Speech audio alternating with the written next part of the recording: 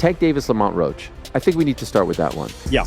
What transpired in that fight was astounding, because you have to remember Tank Davis was a 16-1 favorite going into this fight. Lamont Roach, while a WBA champion, was moving up from 130 pounds, and no one thought he had a chance. And the general demeanor of Tank Davis going into this fight was like, hey man, I'm kind of done with this. I got 3 fights left. I'm going to be done by the end of 2025. I don't really like this sport anymore. Kids, don't do this. Go into soccer. This ain't for you. There's Davis, lands a left. Oh, nice double left hook by Roach to the body and then to the head. Right hand by Roach. So good success here for Roach in round 7. Davis, oh, there's a right hook to the body by Davis. Ariel Helwani is the latest boxing analyst to criticize Gervonta "Tank" Davis following his controversial performance against Lamont Roach. In a conversation with Aid Oladipo, Helwani shared his candid thoughts on the fight. While he acknowledged the record-breaking numbers from their first bout, he predicted that the rematch could be PBC's biggest sellout of the year, driven by the growing number of fans eager to see Davis lose. Helwani noted that Tank isn't widely loved in the boxing world and suggested that the draw was a self-inflicted blow to his career, given the circumstances surrounding it. And it just was sort of like he was apathetic. Before the fight, he talked about, oh, you know, I'll call someone out and this, that, and the other. Like, it all kind of felt like an afterthought. And then the fight happens, and truth be told, like, the fight wasn't the best fight of all time. It was fine.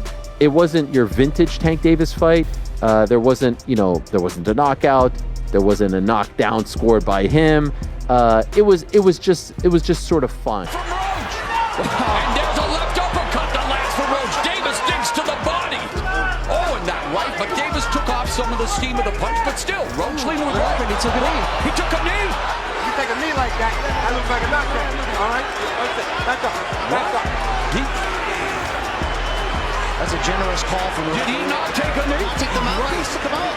And that's right there. Oh, here comes Davis. Helwani joined the millions of boxing fans. Ariel, Helwani joined the many boxing fans who believe Gervonta "Tank" Davis was fortunate to escape with a draw against Lamont Roach Jr., given the chaotic nature of his performance.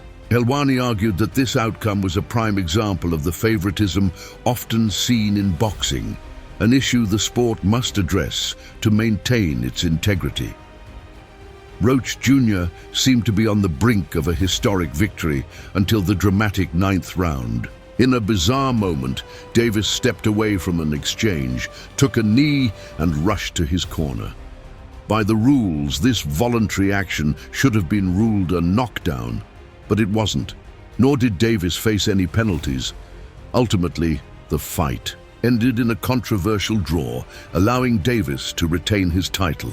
While Davis defended his actions, skepticism remains. Sports journalist Chris Mannix consulted 3 senior boxing referees, all of whom agreed that the knee should have been ruled a knockdown. One even stated that Davis should have been disqualified for stopping the fight to receive an unapproved face swipe. If that was your first time watching Tank, you're probably like, okay, yeah, sort of, I get it. But it kind of speaks to his demeanor going into the fight. Like, it just felt a little bit underwhelming. And then we get to the 9th round, and then it's complete madness, because in the 9th round, you probably have heard by now, the fight is moving along, and it is important to note that Lamont Roach lands a jab or two, and where we want to start the clock. The moment Tank's cornerman laid hands on him, the referee should have immediately disqualified him, said a boxing insider. In a sharp critique, he also questioned referee Steve Willis's handling of the fight. According to insider Jay Glazer, if the knockdown had been properly counted, Lamont Roach Jr. should have won, either by disqualification in the 9th round or by majority decision. Roach should have won that fight, either by DQ in round 9 or with the knockdown counted on the scorecards, Glazer emphasized in his rebuke. Cards. Judge at the ringside, Eric Marlinsky scores it on 115 to 113 in favor of Gervonta Davis. Judges Steve Weisfeld and Glenn Feldman both score the bout 114 to 114, even a draw. The decision is a majority draw.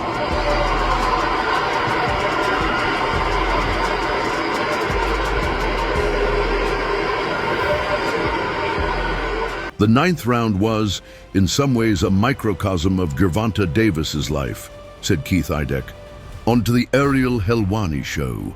He pointed to Davis's pattern of bending the rules or acting outside the norm without facing consequences. Idec argued that Davis frequently takes liberties in the ring, such as calling his own unsanctioned timeout in the ninth round of his recent fight, despite boxing rules prohibiting such breaks. He also recalled a similar moment during Davis's bout against Hector Luis Garcia, when a fight in the crowd distracted him, leading to yet another unofficial pause. According to Idec, Davis operates on his own terms and often escapes repercussions.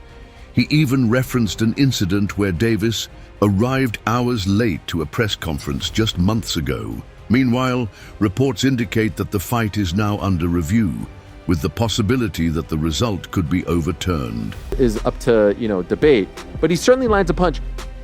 And then seconds later, seconds after that punch lands, that jab lands, all of a sudden Tank Davis takes a knee.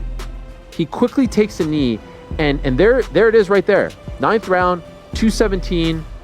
He is taking a knee, and he's looking to his corner. And he also, ever so briefly, it appears as though he's almost trying to call time. The 29-year-old Washington, D.C. native challenged Gervonta Tank Davis for his WBA lightweight title on March 1st, delivering a career-best performance against the three-division world champion in New York. After 12 thrilling rounds, the fight was declared a split decision draw. However, the outcome could have been very different due to a controversial moment in the ninth round. Davis unexpectedly took a knee after absorbing a jab from Roach, yet referee Steve Willis chose not to rule it as an official knockdown.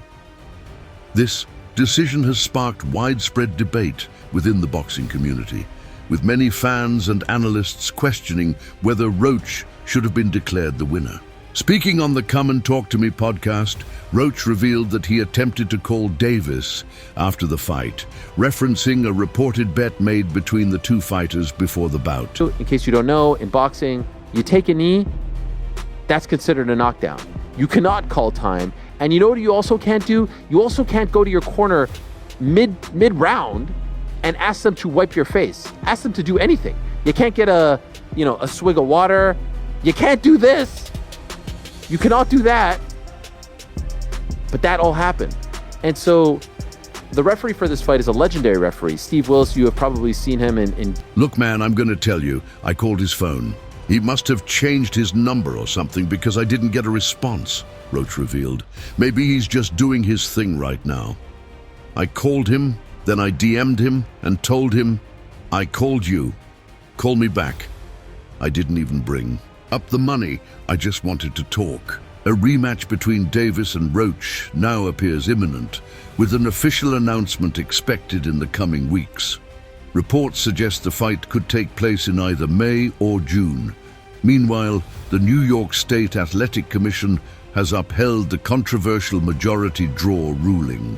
According to a decision obtained by ESPN on Friday, two judges scored the fight 114-114, while a third had it 115-113 in favor of Davis. The commission denied Roach's protest, citing that the bout continued for more than 3 rounds after the referee's no knockdown call. The ruling stated that because both fighters adjusted to the referee's decision, the call was not deemed to have determined the outcome. Like, big-eyed look. You've definitely seen him. He's a veteran of the fight game. I'm not exactly sure what happened. I'm not suggesting he was in on it.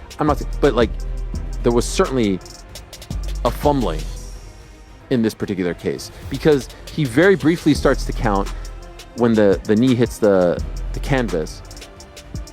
Then when Tank goes to the corner and gets his face wiped off, he's like, what's going on? We can't show it because it's PBC, but by now you've probably seen it all over social media. Gervonta "Tank" Davis, one of boxing's biggest stars, took a knee in the 9th round after absorbing a series of punches from Lamont Roach Jr. Referee Steve Willis began counting but abruptly stopped at 3, ultimately deciding against ruling it a knockdown. Following an extensive review of the footage, the commission acknowledged that the correct call would have been to declare a knockdown, as Davis's knee clearly made contact with the canvas. However, the ruling emphasized that the decision remained within the referee's discretion. The commission also noted that had a knockdown been called, it was impossible to predict how the final 3 rounds would have unfolded. As a result, they refused to overturn the outcome, stating that retroactive corrections would not serve the best interests of the sport. Had Willis ruled a knockdown, Roach would have won by decision. Instead, the WBA junior lightweight champion had to settle for a controversial draw, missing out on what could have been a shocking upset over Davis, who entered the fight as a massive 2,000 favorite, according to ESPN Bet. Despite their disappointment, Roach and his team remained grateful for the overwhelming support from the boxing community. His attorney, Gregory M. Smith, told ESPN that Roach is confident a rematch will end in his favor. But until then, he added, he is the people's champion at 135 pounds. I've seen it all over social media. Then he stops counting and the fight resumes. That should have been a 10-8 round for Lamont Roach. Or if you scored that a 10-9, then it's a 9-9. Point being, the fight ends in a majority draw. If you look at the scorecards, there they are. You got a 114-114. You got another 114-114.